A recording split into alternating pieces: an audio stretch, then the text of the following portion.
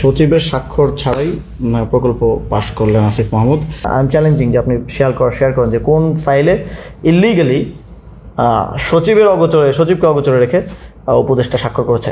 মাত্র 3 মাস হলো দায়িত্ব নিয়েছেন, নতুন হতে পারেন, হয়তো প্রসেস এখনো বুঝে উঠতে পারেন নাই। সচিবের স্বাক্ষর ছাড়া বা সচিবের টেবিল না হয়ে উপদেষ্টা কিংবা মন্ত্রী টেবিলে আসারই কথা না। এটা আমি চ্যালেঞ্জ করছি মিস্টার শাহ আলমকে। তার যদি সৎ সাহস থাকে, সে যদি তার যে স্টেটমেন্টে স্ট্যান্ড করে, তাহলে আগামীকালকে তো office day, I think last office day, তো আগামীকালকের মধ্যে তিনি এই ফাইলটা জনগণের সামনে স্পষ্ট করবেন। সচিবের স্বাক্ষর ছাড়াই প্রকল্প পাশ করলেন আসিফ মাহমুদ, এটা বলেছেন স্থানীয় সরকার প্রতিমন্ত্রী মিস্টার শাহ আলম, সম্ভবত ওনার নাম। তো একটু ফাইলের প্রসেসটা বোঝা প্রয়োজন, যে মন্ত্রণালয় একটা ফাইল কিভাবে কোন প্রসেসে পাশ হয়। প্রথমত আমি মিস্টার শাহ আলম যেটা বলেছেন সেটা উত্তরটা পরে আসছি। সাধারণত আপনারা হয়তো অনেকেই জানেন, অনেকে জানেন যারা এই বিষয়গুলোর সাথে মন্ত্রণালয়ের সাথে কাজ করেন বা বিভিন্ন সরকারি অফিসের সাথে কাজ করেন, তারা জানেন যে প্রসেসগুলো কিভাবে হয়, কিন্তু বেশিরভাগ মানুষই জানেন না। ফলে একটু এনলাইটেন করা প্রয়োজন। প্রথমে একটা ফাইল সাধারণত আমার জায়গা থেকে, আমি যে জায়গায় ছিলাম উপদেষ্টার জায়গায়, এখন মন্ত্রীর জায়গায় আছেন মির্জা ফখরুল ইসলাম আলমগীর সাহেব। তো সাধারণত একটা ফাইল হচ্ছে কিভাবে প্রসেস হয়, মানে কোনো একটা বিষয়ে সিদ্ধান্ত প্রয়োজন, সেটা প্রসেস হয় হচ্ছে সংশ্লিষ্ট শাখা থেকে। যেমন স্থানীয় সরকার মন্ত্রণালয়, সিটি কর্পোরেশন শাখা আছে, ওয়াসা শাখা আছে, সেই শাখার নিজস্ব একটা সেট আপ আছে। একজন অতিরিক্ত সচিবের নেতৃত্বে সাধারণত একটা শাখা কাজ করে থাকে। তো প্রথমত সেই শাখার উপসচিব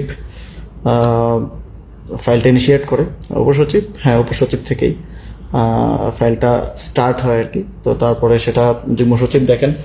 যুগ্ম সচিব দেখার পর সেটা তার কাছে যদি মনে হয় যে ঠিক আছে, এটা উপরে পাঠানো যায়, সব কিছু ঠিকঠাক মনে হয়, তাহলে তিনি এটা আবার তার সিনিয়র কর্মকর্তার কাছে পাঠান। তিনি স্বাক্ষর করে পাঠান, সেটা এডিশনাল সেক্রেটারির কাছে যায়।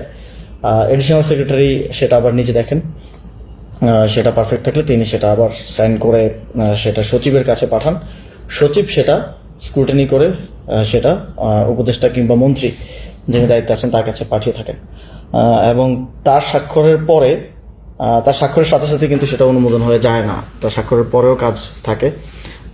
মন্ত্রী কিংবা উপদেষ্টা স্বাক্ষরের পর তিনি স্বাক্ষর করে মার্ক করে দেন, যে তিনি চাইলে যে কাউকে মার্ক করতে পারেন, তিনি শাখাকেও মার্ক করতে পারেন, তিনি সরাসরি উপসচিবকেও মার্ক করতে পারেন, তিনি চাইলে সচিবকে মার্ক করতে পারেন, অতিরিক্ত সচিব, যুগ্ম সচিব, যে কাউকে মার্ক করতে পারেন। বাট আমার সবসময় প্র্যাকটিসটা ছিল যে আমি পুরো নর্মটা ফলো করতাম, আমি সবসময় সচিবকেই মার্ক করতাম। ফলে এটা আমার স্বাক্ষর করে সচিবের কাছে যেত, সচিব সেটা এবার নিচের দিকে, একটা হচ্ছে আপওয়ার্ড ফাইলের গতিবিধি, তারপর হচ্ছে ডাউনওয়ার্ড, এটা আবার নিচের দিকে যাবে। সচিবের পরে সচিব হয় সরাসরি উপসচিবকে দিয়ে দিবেন, অথবা অতিরিক্ত সচিব, তারপর যুগ্ম সচিব, তারপর উপসচিব, এভাবে ক্রোনোলজিক্যালি পাঠাবেন। উপসচিবের কাছে যাওয়ার পরে তারপর তিনি হচ্ছে অফিসিয়ালসদেরকে দিবেন এটা, বা তিনি হচ্ছে এটাকে করবেন, এটা নোটিশ আকারে দিবেন। যখন নোটিশটা আসে, গভর্নমেন্ট নোটিশটা আসে, তার মানে হচ্ছে এটা গভর্নমেন্ট নোটিশ কিংবা গভর্নমেন্ট অর্ডারটা আসে, তার মানে হচ্ছে এই ফাইলটা পাস হয়ে গেল আর কি। এটা মানে ইভেন আমার সাইন করার মতো দিয়েও পাস হয় না, এটা আরো প্রসেস আছে। তারপরে গিয়ে নোটিশ, যেটা গভর্নমেন্ট অর্ডার আকারে আপনারা দেখেন, সেটা আসা মানে হচ্ছে পাস হওয়া। তো এটা হচ্ছে প্রসেস, নর্মাল প্রসেস। এটা হচ্ছে যে কোনো জেনারেল ফাইলের, কিন্তু এখানে যেহেতু কথা হয়েছে প্রকল্পের, মিস্টার শাহ আলম বলেছেন যে কোনো একটা প্রকল্প সচিবের স্বাক্ষর ছাড়া পাস হয়েছে। তো আমার মনে হয় যে ওনারা তো হয়তো মাত্র 3 মাস হলো দায়িত্ব নিয়েছেন, নতুন হতে পারেন, হয়তো প্রসেস এখনো বুঝে উঠতে পারেন নাই।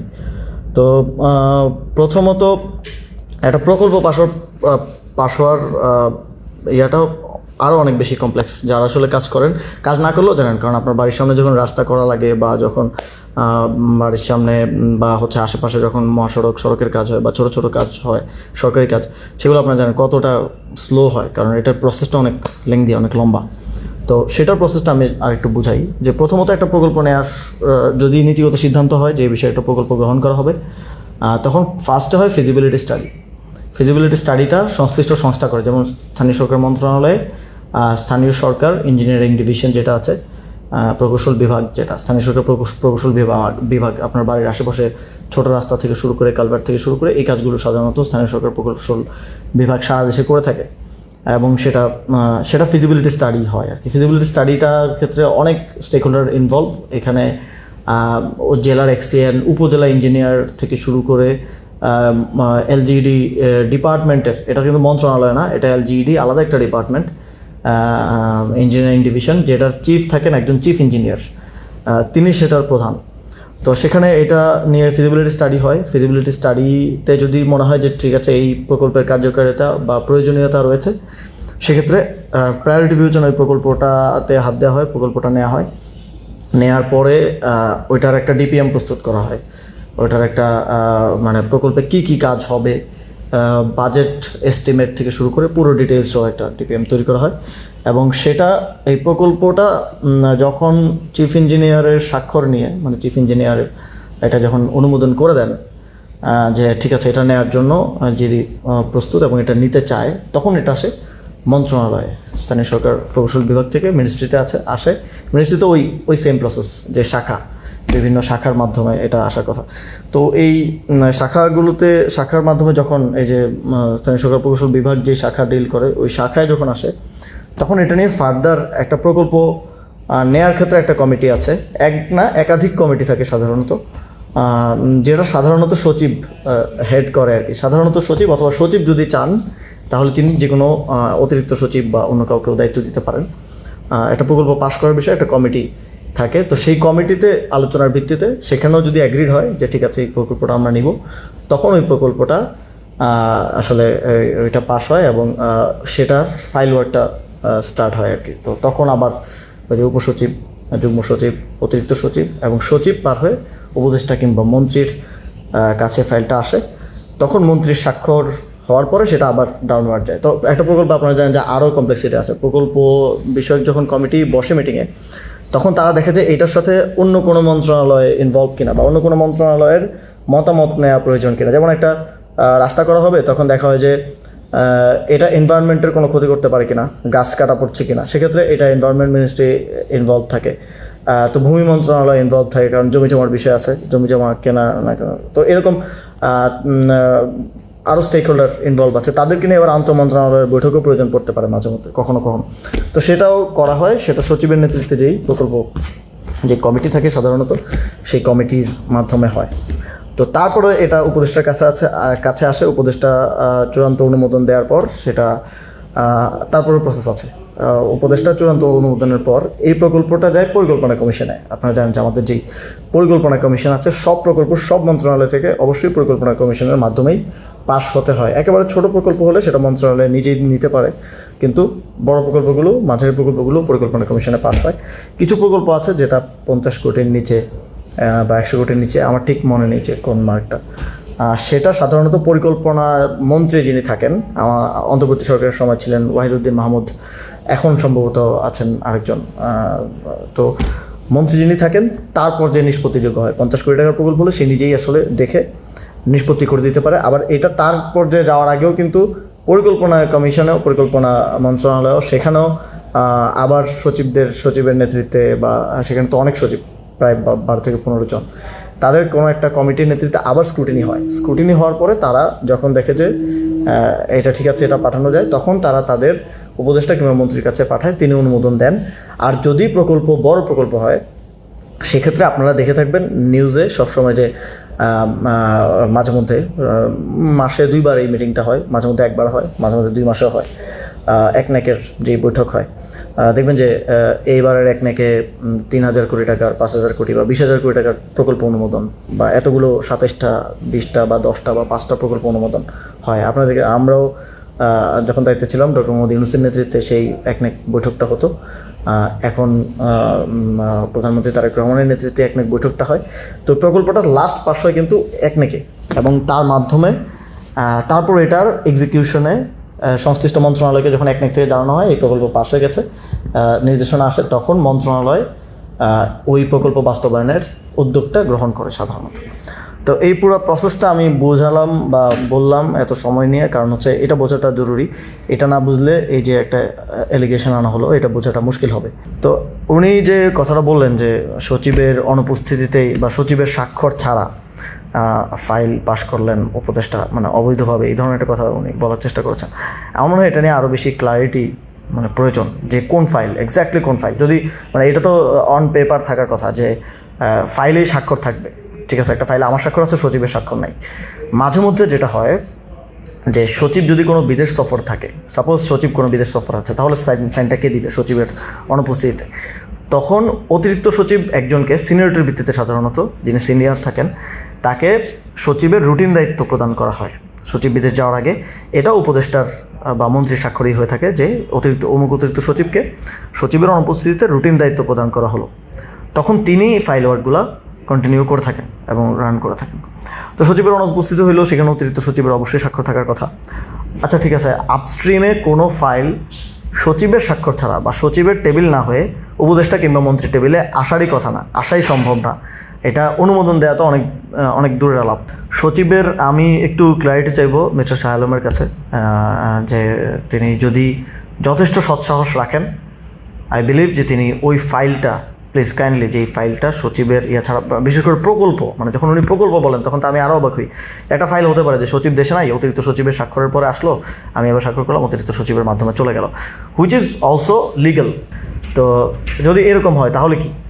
তাহলে উপদেষ্টা ডিরেক্টলি যুগ্ম সচিব কিংবা অতিরিক্ত সচিব যিনি আছেন তার স্বাক্ষরের পরে উপদেষ্টা কিংবা মন্ত্রী স্বাক্ষর দিয়ে ফাইলটা রান করতে পারেন। এটা লিগেল, এটা ইলিগেল কিছু না, এটা টোটালি লিগেল। হ্যাঁ, এটা আমার মনে হয় শাহ আলম ভাই যদি এটা জানতেন তাহলে হয়তো উনি মানে আই থিঙ্ক ওনার আর একটু আমলাদেরকে ডেকে আর একটু বোঝা দরকার যে আসলে হাউ থিংস ওয়ার্ক। তো সেরকম যদি হয়েও থাকে তাহলে সেটা দেখতে হবে। কিন্তু এটা জিনিসটা সাউন্ড লাইক এমনভাবে সাউন্ড করছে ওনার বক্তব্যটা বা শিরোনামগুলা, যে সচিবকে গোপনে রেখে বা অগোচরে রেখে। তো আমিও আবার এই নিউজটা দেখার পর আমি যোগাযোগ করলাম যিনি সচিব ছিলেন আমি যখন দায়িত্বে থাকাকালীন, তিনি এখন ওএসডি অবস্থায় আছেন। তাও ওএসডি হয়েছেন আমি যতটুকু জানতে পেরেছি যে এই প্রতিমন্ত্রী এবং মন্ত্রীর মারামারিতে, যে কার অর্ডার শুনবে। আমি আপনারা হয়তো শুনবেন আমার অনেক বক্তব্যে আমি বলি যে এখন অ্যাডমিনিস্ট্রেশন বুঝতেছে না যে কার অর্ডার শুনবে। তো এই দুইজনের মারামারিতে, দুইজনের অন্তর্কোন্দলের কারণে বেচারা সচিবকে ওএসডি করা হয়েছে। যাই হোক, উনি বিএনপিপন্থী লোকই ছিলেন আমার জানা মতে। তো তার সাথে আমি কথা বললাম যে আসলে এরকম কোনো ফাইল কিছু হওয়ার কি সুযোগ আছে কিনা। তো তিনি বললেন এরকম কোনো ফাইল কিছু হওয়ার সুযোগ নেই, যদিও এটা লিগেল, এটা করা যাবে, কিন্তু এরকম কোনো কিছু আমাদের সময় আমাদের হয় নাই, আমরা এটাকে ওয়েট করেছি।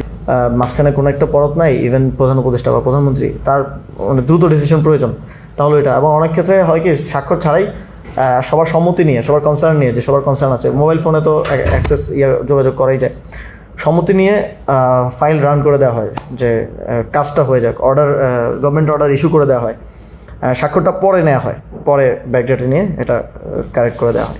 তো আমি আসলে ক্লিয়ার না, আমি আহ্বান জানাবো যে মিস্টার শাহ আলম, আপনি প্লিজ দয়া করে এক্স্যাক্ট কোন ফাইল এটা ক্লিয়ার করেন।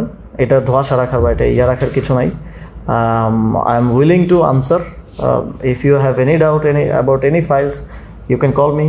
I'm available. I will go to your office, স্থানীয় সরকার মন্ত্রণালয়, and if you want এটা পাবলিকও করা যায়, if you want মিডিয়ার সাথে রেখে, ঠিক আছে, I'm okay.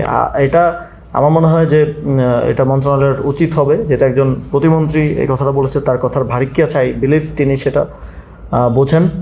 তো তিনি এটা ক্লিয়ার করবেন যে কোন ফাইলে হয়েছে, এবং তিনি সেই ফাইলটা শেয়ার করতে পারেন publicly. And I am challenging যে আপনি শেয়ার করেন যে কোন ফাইলে ইলিগালি সচিবকে অগোচরে রেখে উপদেষ্টা স্বাক্ষর করেছে। তো আই থিঙ্ক এটা কোয়াইট ক্লিয়ার। আমি আমার জায়গা থেকে করার সর্বোচ্চ চেষ্টা করেছি। অ্যান্ড আমি দাবি জানাবো যে এই অ্যাম্বিগুইটি যখন কেউ রাখে তখন আসলে বোঝা যায় যে তার মধ্যেই কোনো না কোনো একটা সমস্যা আছে। কোনো অ্যাম্বিগুইটি না রেখে ইউ মাস্ট ক্লারিফাই যে কোথায় হয়েছে। বাংলাদেশের মানুষের জানার অধিকার আছে, যদি আসিফ মাহমুদ কোনো ফাইলে অনিয়ম করে থাকে তাহলে সেটা অবশ্যই বাংলাদেশের মানুষের জানা উচিত। তাহলে সেই ফাইলটা প্লিজ আমাদের সামনে মানে উত্থাপন করেন, বাংলাদেশের মানুষের সামনে উত্থাপন করেন, এটা শো করেন। যারা সচিব ছিলেন আমার সময় দায়িত্বে তারা রাষ্ট্রেরই কর্মকর্তা এবং রানিং কর্মকর্তা, তো মন্ত্রণালয়ে বা সরকার চাইলে তাদেরকে দিয়েও স্টেটমেন্টটা দেওয়ানো যায় যে আসিফ মাহমুদ কোন স্পেসিফিক ইনস্ট্যান্সে যে সচিবকে অবগত না করে বা সচিবের স্বাক্ষর ছাড়াই স্বাক্ষর করে দিয়েছেন। এবং আই থিঙ্ক যে ফাইলটাও আপনাদের শো করা উচিত এবং এখানে কি ইললিগাল কি হয়েছে সেটাও আরও ক্লিয়ার রাখা উচিত। ওই সরকারের পূর্ববর্তী সরকারের সময়ে কি কি অনিয়ম হয়েছে, কী কী দুর্নীতি হয়েছে, অবশ্যই মন্ত্রণালয় যদি চায় সেটা তারা স্ক্রুটিনি করতে পারে, তারা এটা তদন্ত করতে পারে। আমি আমার সময় আমি নিজেও করেছিলাম এবং আমরা যেটা বের করেছিলাম পিরোজপুরের ঘটনাটা, সেটাই ওনারা এখন সেল করছেন এবং একটু পলিটিক্যাল রং দেওয়ার জন্য হয়তো আমার নামটা এখানে মানে এঙ্গেজ করেছেন, বলেছেন যে আসিফ মাহমুদ সচিবের স্বাক্ষর ছাড়া। তা আমি এটা ক্লিয়ারিটি চাই মন্ত্রণালয়ের পক্ষ থেকে। আই থিঙ্ক মন্ত্রণালয় এই বিষয়ে অ্যাকাউন্টেবল বলতে আমার যদি কোনো অপরাধ থাকে আমাকে অ্যাকাউন্টেবল করবে। তারা এটা বাংলাদেশের মানুষের কাছে খুব ক্লিয়ারলি দেখাবে যে কোন ফাইলে এই অনিয়মটা মানে হয়েছে। এটা আমি চ্যালেঞ্জ করছি মিস্টার শাহ আলমকে। তার যদি সৎসাহস থাকে, সে যদি তার যে স্টেটমেন্টে স্ট্যান্ড করে, তাহলে আগামীকালকে তো office day, I think last office day, তো আগামীকালকের মধ্যে তিনি এই ফাইলটা জনগণের সামনে স্পষ্ট করবেন এবং উত্থাপন করবেন। I am challenging him and as well also I want to challenge mister Mirza Fakhrul Islam Alamgir, যেহেতু উনি মন্ত্রণালয়ের মন্ত্রী হচ্ছে সর্বোচ্চ দায়িত্বে যিনি থাকেন। তো আই বিলিভ যে তিনি এই বিষয়টার দায়িত্ব নেবেন এবং তিনি এটা পাবলিক করবেন। আর যদি তারা সেটা না করে, তাহলে আমি মনে করবো যে আমাকে এটা ব্যক্তিগতভাবে হেয় প্রতিপূর্ণ করার জন্য, আক্রমণ করার জন্য তারা এটা করেছে। আর যদি তাদের মধ্যে সেই সৎসাহসটা থাকে, তারা যদি সত্য বলে থাকে, তাহলে তারা এটা আসলে ক্লিয়ার করবেন, এই ফাইলটা দেখাবেন। এবং আমি এটা নিয়ে ফার্দার প্রয়োজনে ফাইলটা নিয়ে আসেন, আমরা বসি, প্রয়োজনে কোনো থার্ড পার্টি টিভি চ্যানেলকে বলেন, আমরা ওই ফাইলটা নিয়ে টকশোতে বসি। প্রয়োজনে যারা অ্যাডমিনিস্ট্রেশন ব্যুরোক্রেসি থেকে এক্সপার্ট আছেন, কোনো ব্যুরোক্রেট সচিব বা প্রেজেন্ট বা ওই সময় যিনি সচিব ছিলেন, যাকে বলা হচ্ছে যে যাকে অগোচরে রেখে করা হচ্ছে, তাকে নিয়ে আসেন। বা কোনো এক্সপার্ট অ্যাডমিনিস্ট্রেশনের ব্যুরোক্রেসির এক্সপার্ট যারা এই ফাইল ওয়ার্কগুলো ভালো বুঝছেন, তাদেরকে নিয়ে আসেন। কোথায় ইলিগাল কী হয়েছে, I am challenging and let's face it. তো থ্যাংক ইউ আমার সাথে থাকার জন্য এবং দেখার জন্য। আমি আশা করি যে সরকার এটা ক্লিয়ার করার একটা সদিচ্ছা তারা রাখবে, যদি এটা কোনো ধরনের ব্যক্তি আক্রমণ না হয়ে থাকে।